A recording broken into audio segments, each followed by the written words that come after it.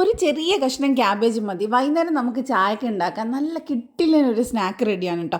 അപ്പോൾ എന്താ ചെയ്യുന്നത് നോക്കിയാലോ. അപ്പോൾ ആദ്യം തന്നെ ഞാനിവിടെ ക്യാബേജ് നീളത്തിൽ കട്ട് ചെയ്തെടുത്തിട്ടുണ്ട്. ഏകദേശം ഒരു 2 പിടി ഉണ്ടാവും. അതിനകത്തോട്ട് ഞാൻ ഒരു സവാള നീളത്തിൽ കട്ട് ചെയ്ത് ചേർത്ത് കൊടുത്തിട്ടുണ്ട്. പിന്നെ ഒരു പച്ചമുളക് ചേർത്ത് കൊടുക്കുക. കുറച്ച് കറിവേപ്പില കട്ട് ചെയ്ത് നമുക്ക് ചേർത്ത് കൊടുക്കുക. ഇനി ഇതിലേക്ക് വേണ്ടത് കടലപ്പൊടിയാണ്. അപ്പോൾ ഏകദേശം ഞാൻ അരക്കപ്പോളം കടലപ്പൊടി എടുത്തിട്ടുണ്ട്. അതിനകത്തോട്ട് ഒരു 2 ടേബിൾ സ്പൂണോളം അരിപ്പൊടി ചേർത്ത് കൊടുക്കുന്നുണ്ട്. ഇനി നമുക്കൊരു 1/4 ടീസ്പൂൺ മഞ്ഞൾപ്പൊടി, അതുപോലെ തന്നെ ഒരു 3/4 ടീസ്പൂൺ മുളക് പൊടി ചേർത്തിട്ടുണ്ട്. ഒരു 1/4 ടീസ്പൂൺ കായപ്പൊടിയും കൂടെ നമുക്ക് ചേർത്ത് കൊടുക്കുക.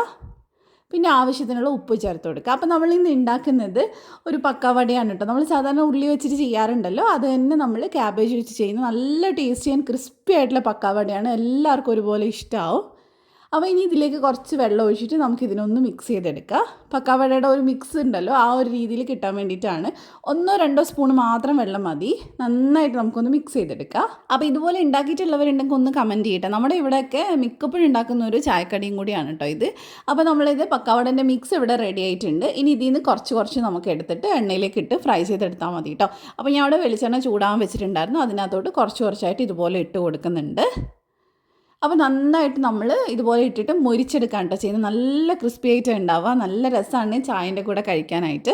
അപ്പോൾ ഒരു സൈഡ് റെഡി ആകുമ്പോൾ നമുക്കിതിനൊന്ന് തിരിച്ചിട്ട് കൊടുക്കാം. അപ്പോൾ എല്ലാം ഇതുപോലെ ഒന്ന് തിരിച്ചൊന്ന് ഇട്ട് കൊടുക്കുന്നുണ്ട്. അധികം സമയമില്ലാതെ തന്നെ നമുക്ക് ഉണ്ടാക്കിയെടുക്കാം കേട്ടോ. അപ്പോൾ എന്തായാലും ട്രൈ ചെയ്തിട്ട് ഫീഡ്ബാക്ക് അറിയിക്കുക. അതുപോലെ തന്നെ ഇതുപോലത്തെ കിഡിലൻ റെസിപ്പീസിന് വേണ്ടിയിട്ട് പേജ് ഫോളോ ചെയ്യാൻ മറക്കല്ലേ. അപ്പോൾ ഇത് 2 സൈഡ് നന്നായിട്ട് മൊരിഞ്ഞ് വന്നപ്പോൾ ഞാനിതിനെ എടുക്കുന്നുണ്ട്. അപ്പോൾ ഇതേപോലെ തന്നെ ബാക്കിയുള്ളതും ഒന്ന് ചെയ്തെടുക്കാം കേട്ടോ. ഞാൻ ഉണ്ടാക്കിയിട്ട് വരുമ്പോഴത്തേന് തന്നെ പകുതി കാലിയായിട്ടുണ്ട്. അപ്പോൾ പൊരിച്ചിടുമ്പോൾ തന്നെ സംഭവം കാലിയാവും കേട്ടോ. നിങ്ങളൊന്ന് ട്രൈ ചെയ്ത് നോക്കുക. ഇതുപോലത്തെ റെസിപ്പീസിന് വേണ്ടി ഫോളോ ചെയ്യാൻ മറക്കല്ലേ. മറ്റൊരു വീഡിയോസ് നമുക്ക് കാണാം. ബൈ.